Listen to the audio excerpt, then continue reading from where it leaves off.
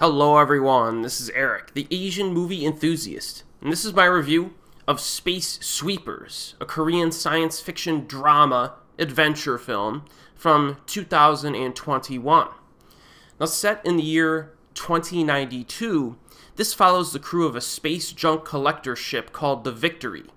When they discover a humanoid robot named Dorothy that's known to be a weapon of mass destruction, they get involved in a risky business deal. So when the film starts, the following text is presented. It says, in 2092, forests vanish and deserts spread. Fading sun and acidic soil cause plants to disappear. Fleeing the sick earth, UTS Corporation builds a new orbiting home for humanity, but only a chosen few can ascend. So as you watch the movie, you'll recognize that these orbiting colonies around Earth do have plant life in them and other natural necessities. They're basically like small cities that are built orbiting the Earth. And we get some backstory and an introduction discussing some side characters before we meet our main protagonists. And they're in the business of collecting junk in space, which looks rather dangerous actually, because they need to almost like corral objects that are flying at high speeds around the orbit of the Earth, and they're competing against other junk collectors. And even if they're successful at collecting this space junk, they don't make much money from the materials when they trade them in. All these people are in some type of debt situation, and they're just trying to make enough money to pay off their debt and survive. But one day, as the synopsis says, they come across this little android girl who's considered a bomb. And, instead of, I guess, trading her in or taking her into authorities when they would get nothing for it, there's not even like a major reward for her, they decide to offer her to a band of criminals for a big lump sum of cash. And that's your premise. So early on, I was getting some Elysium vibes from this film. And like that film, there are elements of classism where you have like this privileged few that are allowed to live on these orbiting cities above Earth, whereas the vast majority of humanity is left to rot on a dying Earth. However, Space Sweepers goes off on its own tangents, and it feels very different from Elysium. So if you did not like Elysium, don't worry about that when you go into this. It's different not only in terms of its plot, but also in terms of its tone, which is lighter, more comedic and kind-hearted. The movie is sufficiently quirky and charming to an extent. There are funny little moments, many of which involve the little android girl. And even though this is a higher budgeted film for South Korea, I do think that it does have its heart in the right place. It tries to establish a connection between this crew of characters on the spaceship, and I think it does a pretty good job of it overall. During the opening half hour, though, the story moves very fast, and you really need to pay close attention to keep up with things. I mean, the dialogue is rapid fire as well. It does slow down to a more manageable pace after that, but when you sit down and turn this movie on, just be prepared to have to absorb a lot of stuff early.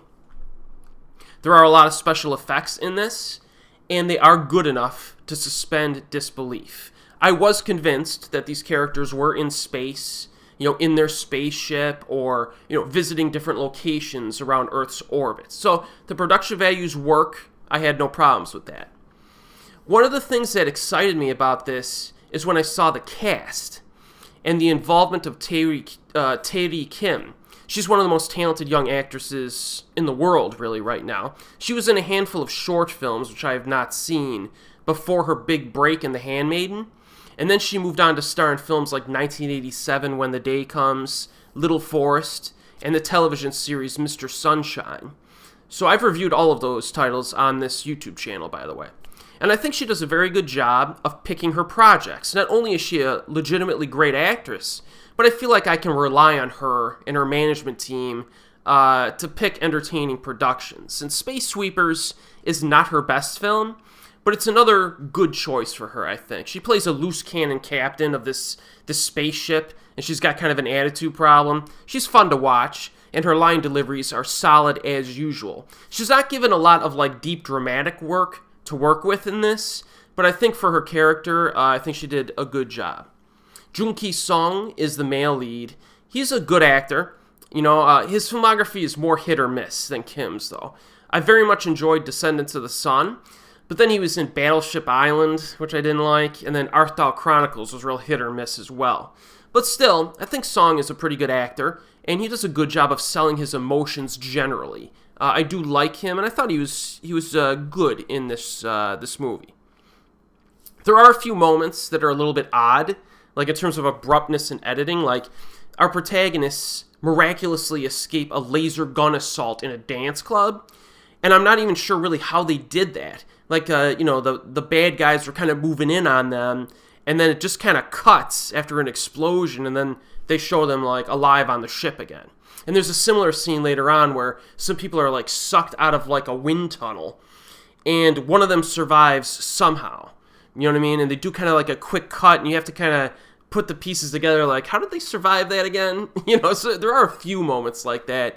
They were kind of amusing, given the comedic vibe to certain aspects of the film, but they were a little distracting. The villain is a mustache-twirling white dude. He serves his purpose, I guess, as just like a villain. He really likes to rub it in, when he wins against somebody. So if he defeats you or gets the advantage over you, you're going to hear an extremely criticizing speech where he tells you how terrible you are before he kills you, which I found kind of amusing, actually, despite his wafer-thin characterization. I kind of wish the script developed him a little bit more to make him more memorable, but, that is what it is. And then the runtime is over 2 hours long, but I gotta be honest, I think the pacing is actually pretty good in this. I didn't really have a big problem with its length, and that's kind of surprising, because when I started the film, I noticed the runtime of over 2 hours. I was like, oh no, this is gonna drag. But it really didn't. It really didn't. It had me engaged for most of the runtime, which is good. So Space Sweepers really is kind of one of those movies that just, it entertained me. You know what I mean? But it was lacking something that prevents it from being like an amazing film. There's little problems with it here and there, but I think that it doesn't do any one thing exceptionally, which kind of limits its effectiveness as like a great film. It's actually rather breezy, but in its breeziness, it's lacking in significant depth. So if you're expecting like a reinvention of the science fiction genre of film, you're going to be disappointed. But if you're just looking for like a suitably entertaining little adventure drama with a little bit of pretty good action in it, with some likable characters as your leads, you'll probably enjoy this. I liked it. I think I was reading just a few critics' reviews online, and they were really like criticizing this film like it was terrible or something because it didn't like reinvent the genre, or like didn't have significant dramatic depth to it. But not every film needs to do that, right? If you're looking for like a bigger budget South Korean film that's a little bit different because it's set in space for a South Korean film, definitely, check it out. I think it's actually pretty entertaining. It is available on Netflix. And as always, I will see you next time.